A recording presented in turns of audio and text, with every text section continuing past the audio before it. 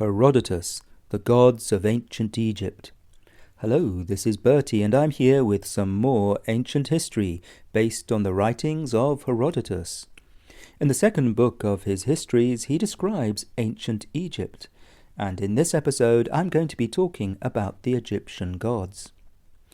Herodotus gathered much of his information about Egypt by talking to the scribes and priests in the temples, who informed him about the country's traditions and beliefs. He himself reckoned that no nation was more right about religion than any other, and that the Greeks had probably imported most of their beliefs from Egypt.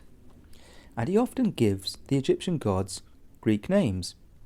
For instance, he tells us that he spoke to the priests of Hephaestus in the Egyptian city of Memphis. Hephaestus was the Greek name for the blacksmith god who worked with metal, making divine swords, armor, chains, and presumably horseshoes. Actually, the Egyptian name for the chief god at Memphis was Ptah. Ptah was also a worker god, the patron of craftsmen and architects and house builders. Memphis, the capital of ancient Egypt, was a hive of activity and trades, including building and blacksmithing, and Herodotus naturally thought that their worker god Ptah was the same as the Greek worker god Hephaestus, and he just uses that name to describe him. And as an aside, the Greek name for Egypt, Aegypta, actually contains the name Ptah. Aegypta eventually became our word Egypt, and so to this day the country is the land of Ptah, though not a lot of people know that. Sometimes Herodotus is quite specific about linking an Egyptian god to a Greek one. He says that the two gods that were considered very holy all over Egypt were Isis and Osiris. And he adds, Osiris is called Dionysus in the Greek language. Dionysus, known as Bacchus in Rome, was the god of wine. I think we can assume that the celebrations of Osiris included wild parties and wine drinking. In fact, Herodotus tells us that the celebration of Osiris in Egypt was very similar to the festival of Dionysus in Greece. He tells us that the worship of Osiris included sacrificing a pig at the time of the full moon. This was unusual because he also says that pigs were considered unclean by ancient Egyptians, and normally if anyone touched a pig by accident, they immediately dipped themselves in the river, clothes and all. To this day, the two great religions of the Middle East, Islam and Judaism, both regard pigs as unclean. But only when it came to the festival of Osiris and the moon, the ancient Egyptians were able to sacrifice a pig and eat it. We know from other sources that the celebration of Osiris included a kind of play in which worshippers mourned his death by wailing and beating their chests, and then celebrated his resurrection or rebirth with rejoicing. To understand why, you need to know the story of Osiris and his queen, Isis. The myth of Isis and Osiris was central to ancient Egyptian beliefs, but I have to warn you, it is a bit gruesome. If you've ever been to the Egyptian section of a museum, you will have seen that death, tombs, sarcophaguses, and mummies were essential to Egyptian religion. It is actually a murder story, and it involves some blood, so if that's not your sort of thing, you can skip this bit. According to mythology, Osiris was the first king of Egypt. His brother Set was jealous and wanted to rule in his place, and so he murdered him. And then, just to make sure that he was truly a goner, Set cut Osiris up into little bits and scattered him all over Egypt. But that was not the end of Osiris, because his wife, Isis, searched the land collecting the parts of her husband. She found all his pieces, wrapped him up, and made him into the first Egyptian mummy. Then, with the help of some of the other gods, she brought him back to life. Having conquered death, Osiris and Isis ruled the underworld and judged the dead. They were the gods of death, but also resurrection and rebirth and the recycle of life. They made the crops grow, and Osiris's skin was often shown as green, the colour of leaves and nature. The son of Osiris and Isis was Horus, the sky god, who is sometimes shown as a hunting bird called a falcon, and sometimes simply as the Egyptian eye. Horus is the eye of the gods, who sees everything. The gates of the underworld, by the way, were guarded by Anubis, the Egyptian god with a head of a dog. It was a little like Kerberos, the god with 3 heads who guarded the underworld in Greek mythology. And although in Greek mythology Hades ruled the underworld with his queen Persephone, daughter of Demeter, who made the crops grow, this was not the comparison that struck Herodotus. He saw the worship of Dionysus involving wine and celebration and fertility as being strikingly similar to the worship of Osiris. Now, while the story of Isis and Osiris was perhaps the most important part of Egyptian religion, there were many other interesting gods who were popular in various parts of Egypt. For instance, Herodotus identifies the Egyptian cat goddess Bastet as Artemis the huntress. They were both, you see, protectors of women. Though to be frank, I've never seen the Greek goddess Artemis shown with the head of a cat, but the comparison was good enough for Herodotus. Now, as fans of Story Nori's Lapis know, Bastet's temple was at Perbast, also known as Bubastis, on the river Nile, and was home to thousands of cats. The priests at the temple of Bastet made many of the cats into mummies. I don't mean mothers, I mean Egyptian mummies. Some say this was to make a nice profit by selling them to the tourists. Others say it was because the death of a cat was a great tragedy in an Egyptian family, and they buried their treasured pet with full honours. The Egyptians loved their pets and mourned them when they died. Herodotus tells us that in a house where a cat has died, the family shave their eyebrows to show that they are in mourning. But if anything, they loved their dogs even more, because if a dog passed away, they shaved their entire bodies to show how sad they were. Herodotus describes the temple of Bastet as being on an island in the middle of the Nile, surrounded by tall trees. The annual festival of the cat goddess was one of the biggest parties of the year. Every year, around 700,000 visitors would arrive on boats, singing, dancing, and drinking wine. All this song and dance pleased Bastet, the cat goddess. I don't think there really was any goddess like Bastet in Greek mythology, but Herodotus skips over that. He also often says it would be sacrilegious to tell the stories of the Egyptian gods. Sacrilegious means it would be against religion and might offend the gods. Why would this be? Maybe Herodotus thought that if he showed that the stories of the Egyptian gods were not the same as the Greek ones, people would believe in them rather less. So this gives us something to think about. When you learn about other cultures and travel to new countries like Herodotus did, you encounter different religions. In fact, in the modern, more globalized world, many religions probably exist on your doorstep. What do these various beliefs make you think?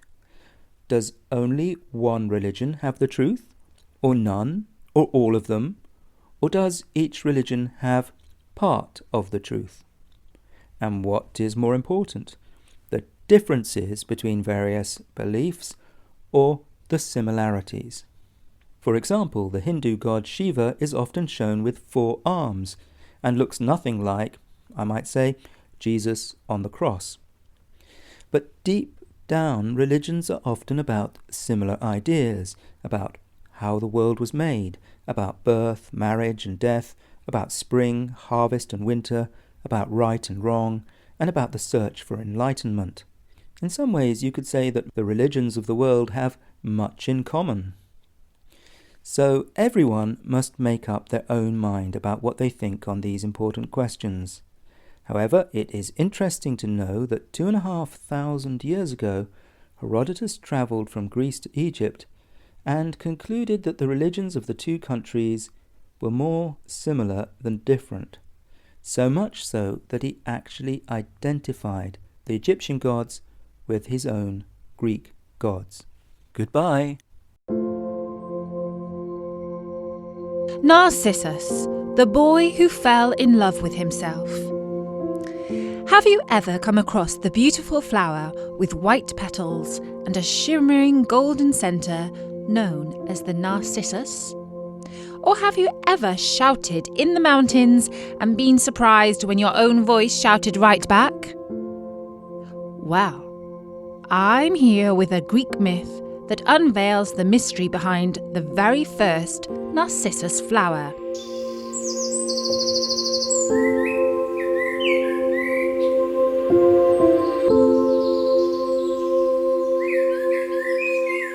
There was this lad named Narcissus. At 16, he stood at the crossroads of youth and adulthood. And my, he was a good-looking boy. The gods had blessed him with such good looks that flowers would twist and twirl to watch him wander by, and even the breezes couldn't help but spread tales of his captivating charm. A blind, old and insightful seer, Tiresias, once made a curious prediction about him. He'll live a long life, unless he comes face to face with himself. Quite a riddle, right? What do you think he meant by that? After all, mirrors were not even invented back then, so how could he come face to face with himself? We shall see. On a sun-kissed day, while exploring the meadows, Narcissus discovered a pond with water so clear it mirrored the world above. As he peered into its depths, he saw a radiant face staring back. Who might this be? He thought. It was love at first sight. The face was so beautiful that he couldn't help falling for it. Deep, deep in love. Yet every time he reached out to touch the mesmerizing face, it would ripple away. Day after day he sat by the pond, completely entranced. The face in the water smiled, cried, and laughed just as he did. Why won't you join me? He often wondered, not realizing he was admiring his own reflection. Hidden in the shadows, the nymph Echo watched with a heavy heart. Once a chatterbox, now the goddess Juno had cursed her to only echo the last words she heard. That was why she was called Echo, right? She wished to call out to the beautiful boy, but all she could do was repeat his sighs. When he lamented, "Oh, I'm in love," she'd echo, "In love." And when he said, "I'm so smitten," she would echo back, "So smitten." But here's the twist. Narcissus wasn't talking to Echo when he declared his love. He was enamoured by his own reflection. And when he heard Echo's reply, he believed his watery twin was responding. And poor Echo thought that he had fallen in love with her. But he hadn't even noticed the poor nymph. He was totally absorbed in his own reflection. I know it sounds unbelievable that a man could be so vain and totally in love with himself, but this is a true story. Yet his every attempt to kiss his reflection only ended in ripples and wet cheeks. With each passing day, Narcissus grew more forlorn, wishing his reflection could step out and they could embrace. Echo, watching from afar, would echo his wishes, adding to the confusion. The boy was so lovesick for his own reflection that he could not sleep. He stopped eating. He did not drink. He hardly breathed. One fateful evening, bathed in the glow of a setting sun, Narcissus whispered his heart-wrenching farewell to himself. "Goodbye, my love, goodbye." And Echo Her voice, quivering with sorrow, echoed, "Goodbye." By sunrise, where the heartbroken boy once sat, a radiant flower blossomed, its white petals guarding a golden heart. It was christened Narcissus, a tribute to the boy who was lost in his own beauty.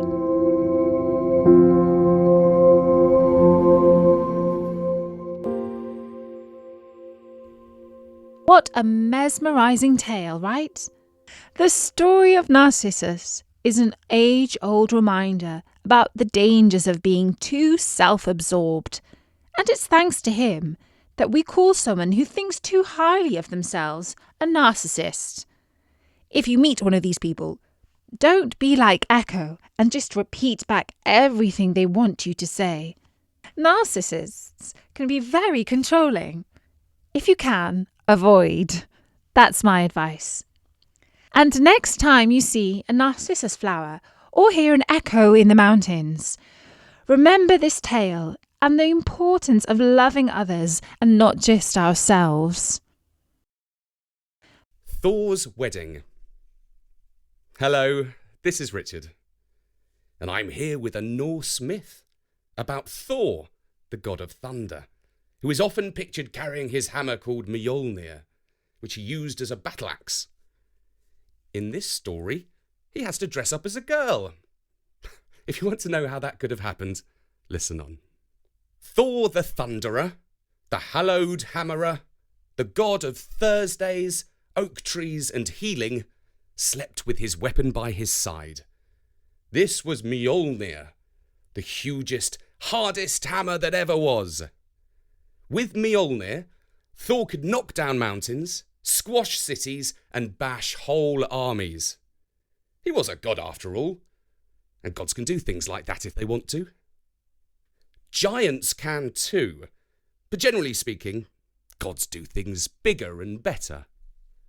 One night, when Thor was snoring, and that was pretty noisy, I can tell you, a giant tiptoed by his bed and stole Mjolnir. In the morning, Thor discovered the lack of his hammer. Oh my. How his tantrum shook the ground and quivered the treetops. The sun ran scared and hid behind the horizon. The clouds blackened, whizzed around the sky, smashed into one another, and turned into hard, cold rain. The human priests called out, "People hide! The sky is falling down!" Thor, when at last he grew weary of rage, vowed to get back his hammer. The task called for brains, which he did not have in quite such quantity as brawn. Now Loki, he was a different kind of god. His wits were quick as a flame. He had as many tricks as a fire has sparks. He came to Thor's aid in a flash. "Loki!" called Thor. "Help me find my hammer!" "This is serious," said Loki. "Mjolnir is our main weapon against the giants, which leads me to think that it was most probably a giant who stole it. Let me prove my hunch, and then we shall see what we can do." Loki first called on the lovely house of Freya, she of the long golden hair and the cloak of feathers. "Freya, will you lend me your cloak?" he asked. "That I will," she replied. "Even if it were made of silver or gold, I would let you have it, for we gods help one another in times of trouble." When Loki had wrapped himself in the wonderful garment, he looked just like a hawk. The feathers whirled as he winged his way across the sky, leaving the land of the gods and reaching the realm of giants. Thrym was the giants' king. He sat on a hill, making gold chains for his dogs. When Loki sat down beside him, Thrym knew him right away. "How are the gods?" he asked. "And what news of the elves?" The gods are doing far from well, replied Loki, and the elves a little better. We've lost a hammer. You wouldn't know anything about that, would you? That I do, replied Thrym. I've buried the hammer of Thor 8 miles under, and I shall not return it until Freya is my wife. Loki spread his wings and took off. His feathers whirled as he winged his way across the sky, leaving the land of giants and reaching the realm of the gods. Thor was waiting in the courtyard of the palace. Loki sat down beside him. "What news of my hammer?" Thor inquired. And Loki replied, Thrym has buried it 8 miles under, and will not return it until Freya is his wife. "Right then," said Thor, and the two gods made their way to the lovely house of Freya, she of the long golden hair. "Freya, take the bridal veil," said Thor. "Set a pretty cap upon your head. Choose a long dress with flowers and precious gems embroidered into its hem. Let your necklace, the wondrous work of dwarves, shine upon your breast. You must marry the giant King Thrym before he will return my hammer. He has hidden it 8 miles under, and there is no other solution. In times of trouble, we gods always help one another. So cheer up. Put on a smile, sweetheart. Today is your wedding day." But Freya did not do as she was told. Cheer up! Cheer up! You must have lost what's left of your tiny little mind, my big brutish friend. If you think I'm going to wed a giant, then you've got another thing coming. You've lost your hammer 8 miles under? Well, here's my advice to you. Start digging. Then she took off her mighty necklace, the wondrous work of the dwarves who live beneath the ground, and lashed the thunder god with it. Something had to be done. The far-famed gods and goddesses came to a council to decide. There spoke Heimdall, whitest of the gods, the sleepless watcher of the world. He knew the future well, and his advice was always worthy of attention. This is what he said. "Thor, take the bridal veil, set a pretty cap upon your head, choose a long dress with flowers and precious gems embroidered into its hem, let Freya's necklace, the wondrous work of dwarves, shine upon your breast." Now come on, Thor, my boy. Why these angry scowls and growls? Cheer up, for today you shall wed Thrym, the king of the giants. I shall not be unmanned,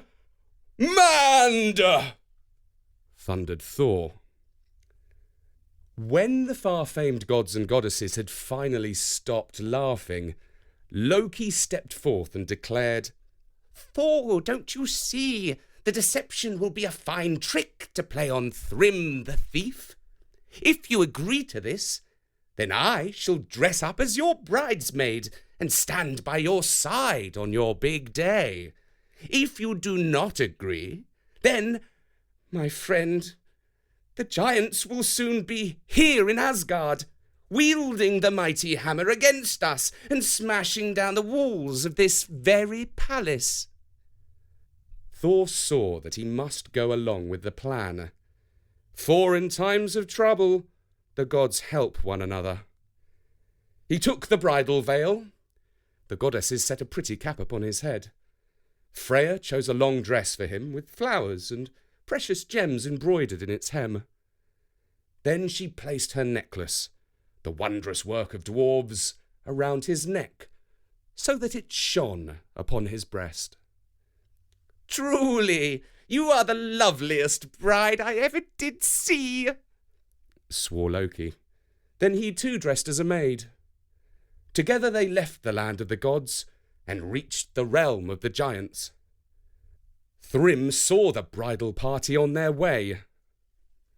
He called out, "Giants, set out the benches and the tables for a feast. I have many goats and sheep, a multitude of black-eared oxen, chests brimming with jewels and every possession that a giant could delight in. But one thing I lack, the beautiful Freya for my wife. Now they are bringing her to be my bride. Giants, rejoice! This shall be our wedding day!" The giants brought giant quantities of drink and food. Thor alone ate an entire ox, 8 salmon, and all the dainty little dishes that were set out for the women. He washed down his food with 3 barrels of mead. Thrym marvelled at such appetite. "Whoever saw a bride with such a greedy gobble, a bite so big, and a thirst so unquenchable?" Quick as a flash, Loki the bridesmaid replied, So excited was she, waiting for her wedding day to dawn, that she did not eat or drink in 8 whole days. "Oh, what a sweetheart! Let me give her a kiss," declared Thrym, and he lifted up the bride's veil. Thor glowered like a sky that was about to break into a storm. Thrym stepped back startled. "What bride ever had eyes so red, a brow so furled, and lips so drawling?" he asked. Quick as a spark, Loki the bridesmaid replied, So excited was she, waiting for her wedding day to dawn, that she did not sleep in 8 whole nights. "Oh, what a sweetheart!" declared Thrym. "Bring Mjolnir, the hammer of Thor. Lay it on the bride's lap, so that the high priest may bless our wedding." At last, this was something that made the heart of Thor rejoice. As soon as the priest returned his hammer to his lap, he threw off the bridal veil, the pretty cap, and the long flowing dress, and around his head he wielded the weapon, killing Thrym and every giant who stood in his way. And so ended Thor's wedding day. Fortunately, before he was actually wed. Another time, he married Sif, the goddess of the golden corn, whose long hair Loki once stole as a trick. And actually, that's another story that you can listen to here on storynori.com. For now, from me, Richard, goodbye.